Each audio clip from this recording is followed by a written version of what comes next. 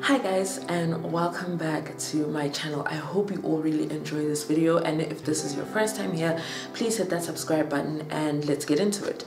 So this is something that I've wanted to talk about for quite some time now, especially as I've been seeing it make the rounds in the news, especially in the United States. But I really wanted to get into it based on the reactions that I've been seeing from a lot of Christians. So the very first thing I decided to do is actually look into what critical race theory actually means.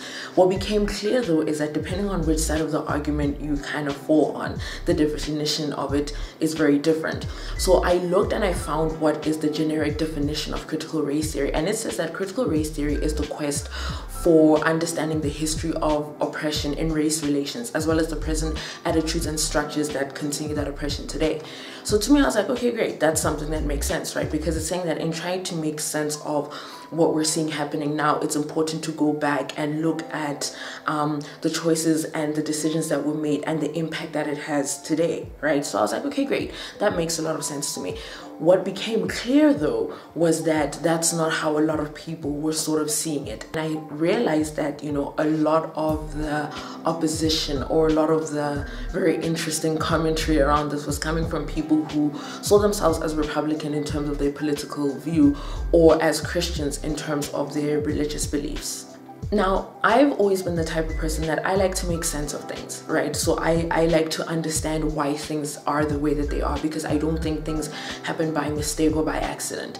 I truly believe that a lot of what we're seeing now, or where people find themselves, it's a sum total of the choices and decisions that were made. So it's always important to go and look back and to say, oh, okay, those things were done, or those choices were made, and that's why we're finding ourselves where we are now. So when I think about racism and the impact of racism, to me, it's that, you know, so many things were hard-coded. You know, they were hard-coded as law, and they were passed as law, and they were practiced as such for decades and decades and decades. So it's foolish, in my opinion, to think that, you know, the impact of all of those things simply goes away because, you know, time has passed.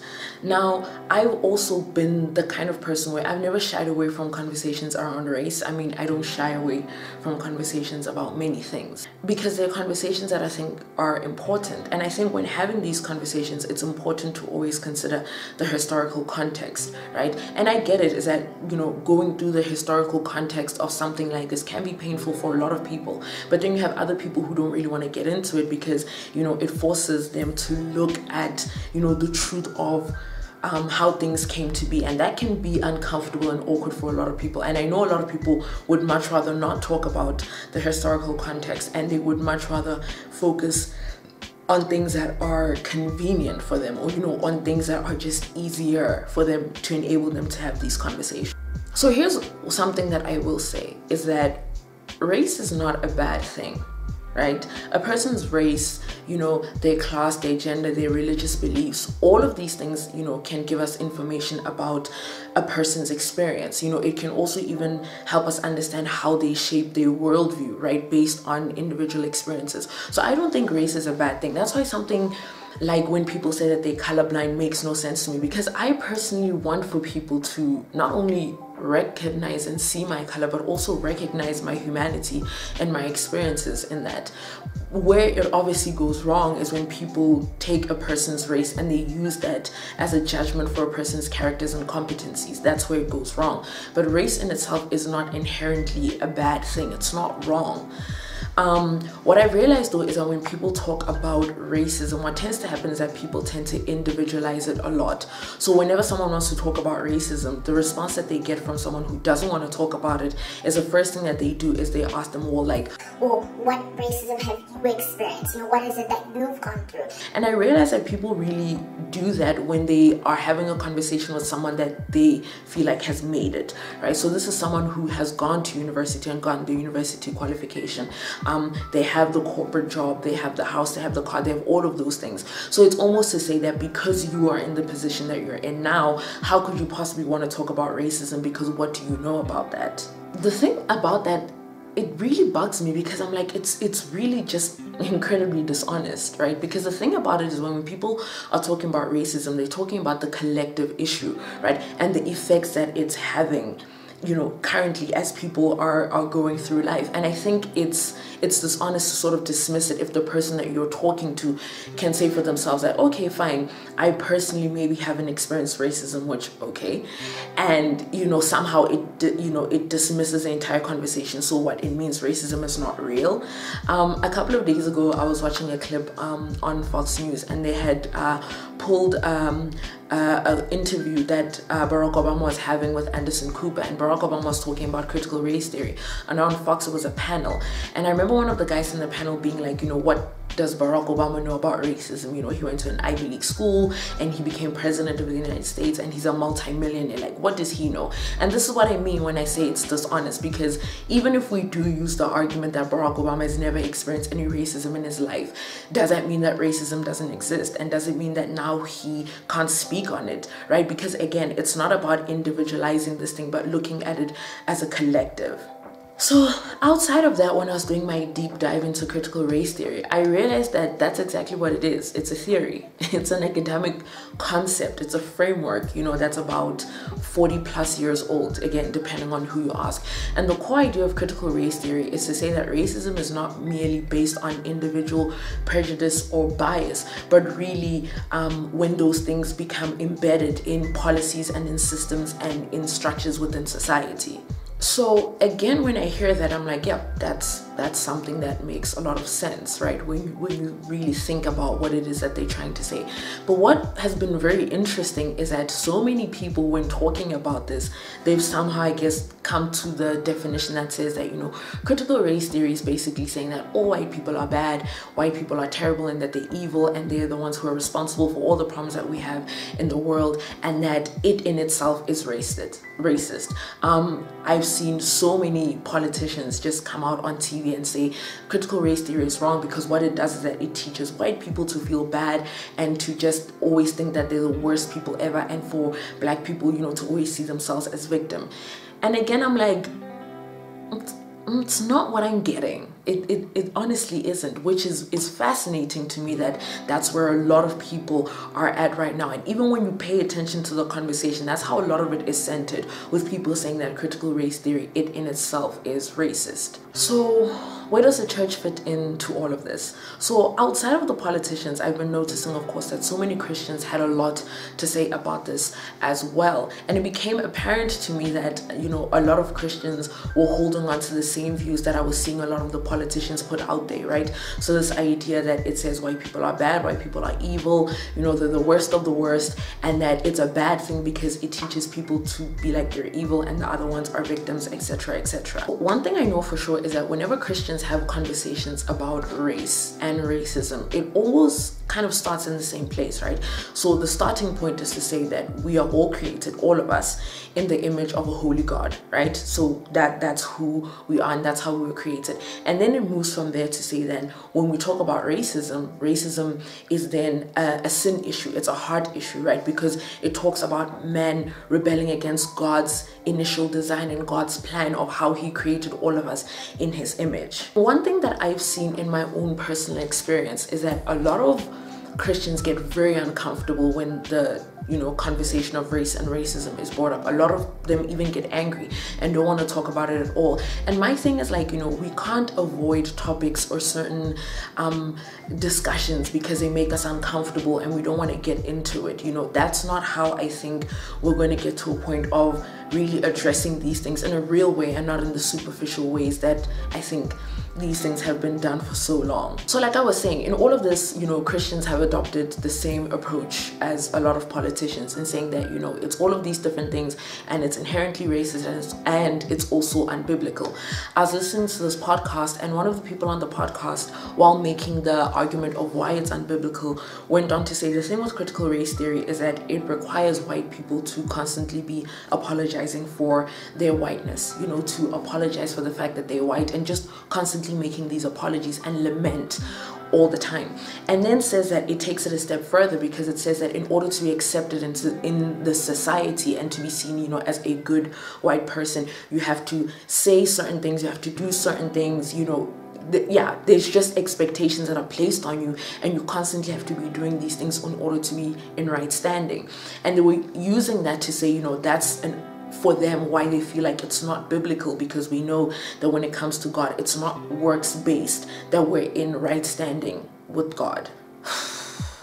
And this is kind of what I mean, where I'm like, I think a very interesting thing is happening around this conversation, where there's a lot of intellectual dishonesty, you know, and I think it's been taken over by a lot of like fear mongering and people positioning it as something that I honestly think it's not, especially when I consider all the things that I've been reading and all the things that I've been looking into.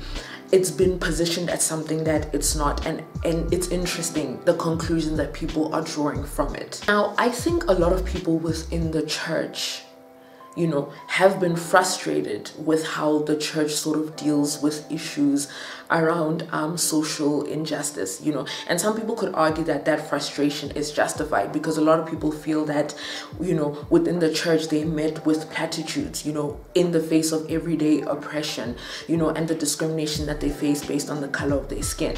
And again, some people would say that it's frustration that's justifiable, right, when they consider that the church hasn't really consistently and substantially, you know, dealt with, you know, the issue of systemic injustice, right? Because here's the thing also, when you think about it, is that the lack of a well-developed theology around race and racial issues is of great concern, because what you have happening is that people in the church end up going to the world and having these conversations out there, you know, and having their worldview around this framed in that. Because I'm like, in all of this, like with many things, I'm like, where is the church's white paper? Like, where is that? But I think if people are honest, you know, they'll say that these are conversations that are not new, especially for people in the church. I mean, when I think about the letters that Martin Luther King was writing when he was in jail in Birmingham, in one of them he says that the God that we worship is a God of justice, and that systemic racism dishonors God, you know. So I think it's interesting that even then, you know, this kind of conversation was already happening. Yes, granted, it wasn't being called critical race theory, you know, but I think it's clear that the need for Black liberation was something that was always being spoken about. But I think this topic, like with any topic really, it requires people, I think, to go, it requires all of us to go and read up on these things for ourselves, and not to rely on what we are being told, because there's a lot that is not very honest. But I think this, like most things, is something that people need to go and figure out and research for themselves, right? Because I think there's a danger in not looking into these things for yourself and just sort of parroting back what other people have been saying, because there's a lot of dishonesty, I think, in all of this, and it's important that people go and they look into these things for themselves and they do their own research. Because I'll be the first one to say it, like, I personally am willing and I'm very interested in people who've got valid critique of critical race theory, but I mean valid critique, right? And not all of these things that people have made it out to be, like this boogeyman philosophy that I'm seeing a lot that's out there. Because I'm like, I'm really looking for the actual valid critique of it and what it actually means, and not what people want it to mean for their own political ideologies. Now, one of the ways that I think critical race theory can be helpful is that it can show how white supremacy moved from legalized institutional racism to what is now de facto institutional racism. Now, there are a lot of Christians, right, both Black and white, who are of the opinion that, you know, white people haven't benefited from anything. And again, it goes back to that whole thing of wanting to individualize this whole thing instead of looking at it from a collective point of view, right? And also holding on to the belief that, you know, anyone can be racist, including Black people. So racist in the sense of holding beliefs and attitudes towards or against certain people on the basis of their skin color, right, on the basis of their race. So it's this idea of the sin of partiality, right, that we see in James chapter 2, right? So I think when it comes down to it, for a lot of Christians, when having the conversation around race, it boils down to two things really. To say that, one, racism is a sin issue, it's a heart issue, and that secondly, we all participate in the sin of partiality, right? So to say that really no one is exempt when we're talking about racism. Now, for me, using that reasoning, right, when we say that racism is a sin issue, then we can acknowledge then that laws were past in order to institutionalize that sin, because that's what we're saying, it's a sin issue, right? And when I say institutionalize that sin, it's when you consider the different institutions that people would be talking about. So when people talk about prisons, for example, and the sentencing and the disparities that happen there, you know, with the number of years that people get, maybe it's the same crime or whatever it may be, right? Issues like education, for example, things like financing, where people can't get loans, or when they do, they get charged rates that are different from other people. You look at employment salaries, where all things holding equal, but people are being paid different amounts of money, same work, same qualifications, same everything. Consider things like healthcare, for example, you know, and the treatment that Black people experience in healthcare. You look at the history, you know, sterilization of Black women, the Tuskegee experiments, where we're literally experimenting on people. Things like housing, for example, things like, you know, where acts and laws were passed where Black people were designated to certain parts to go live in. But what ended up happening is that those places, because they had minorities living in them, became underfunded, you know, people were not taking care of those places, and they started to dilapidate. All of those different things is essentially to say that this racism that we're seeing is a sin issue. Laws were passed to institutionalize that sin, and it creates something that is systemic, the systemic racism that we're talking about. The thing that I've seen that I haven't quite notice from a lot of people is that it seems that the argument that critical race theory is making is to say that government should be focused on righting these wrongs, because critical race theory says in order to dismantle racism, the focus needs to be on these institutions and these structures, which again is why I get confused when people sort of buy into this whole, you know, oh, it's racist, or it's saying that white people are bad or whatever, because again, that's not what I'm understanding of it. It's not what I'm seeing. So that's the thing, right? So it's not dependent on, you know, people's individual prejudice or bias, but it's really saying where those biases have been built into systems and structures. So I think that's why individual Christians, you know, can't opt out of this, or they can't get off the hook by simply saying that, you know, I don't see race, I'm not racist, you know, I love everybody, and all of those different things. Because yes, individually you can say that you don't have prejudice against minority, but if the society that you're living in is operating in a way that makes life hard for them, you can't then deny the impacts of that minority group and the things that they're feeling. That's the thing that I've noticed, that for a lot of Christians, you know, when they think about racism, it's an individual issue, and that's why they can very quickly be like, well, I'm opting out because that's not me. And this is the thing, is that, you know, just because things make us uncomfortable, you know, I don't think is good reason enough to say, okay, you're not just gonna enter into the conversation at all. So then I've been thinking about it to be like, okay, so then what is the ask, right? What is the overall ask of this? You know, is it justice? And if it is justice, you know, does everybody have the same understanding of what this justice is, or what it must look like? Because the thing about justice also is that there's understanding of justice being vertical, so God to man, but also justice being horizontal, man to man. And when I think about this, I'm like, you know, the question then that I would pose to the church is to say, how can the church then teach on justice given the current climate and everything that is going on? Like, how can the church take this opportunity and say, okay, we're going to teach on justice, right? Because if it's not justice, what is it an issue of forgiveness? I was reading this article, and this person was talking about this idea of Black forgiveness, you know, to say that, you know, do Black people just forgive just like that? Or is it a thing of other people have to work to earn Black people's forgiveness, if you will? And it's the same thing where I'm like, to the church, how can the church use this moment and this opportunity to say, okay, we're going to teach on forgiveness given the current climate and everything that's going on?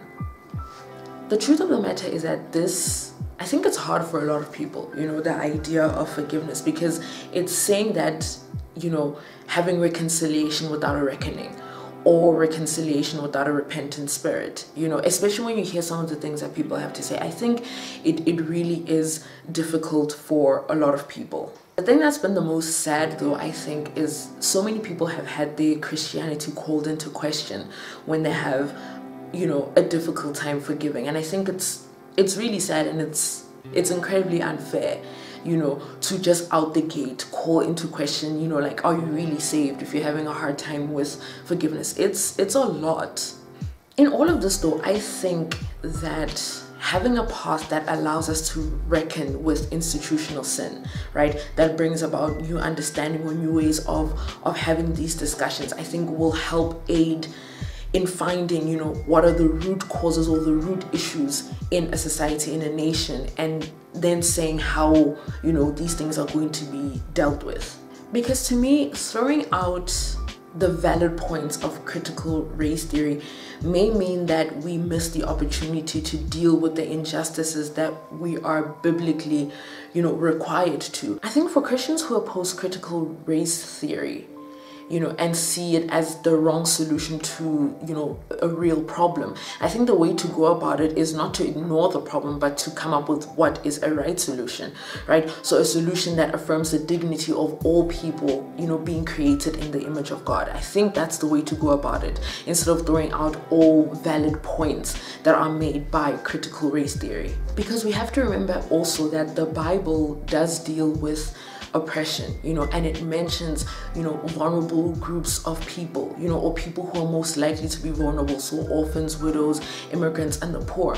But it also sets in place, you know, systemic safeguards for how these groups of people are to be looked out for, you know. So I think it's important that we also consider that for ourselves in the situation and the times that we're finding ourselves in. I do think it's true though that, you know, the church hasn't done particularly well in dealing with systemic injustice.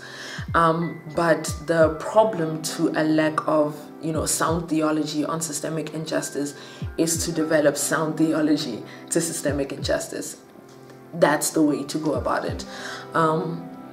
Yeah, but I don't think, you know, it's all bad, because I think the good news with institutional and collective sin is that much like individual sin, it can also be redeemed. But yeah, guys, that's kind of like my thinking around this whole thing. Like, it's been very bizarre and very interesting, but I'm curious to hear what some of your guys' thoughts are. So please engage with me on this topic. Please leave your comments down below. Make sure you like this video and that you share it with your friends and your families and those in between, and that you subscribe to this channel as well. And I will see you on the next one. Bye.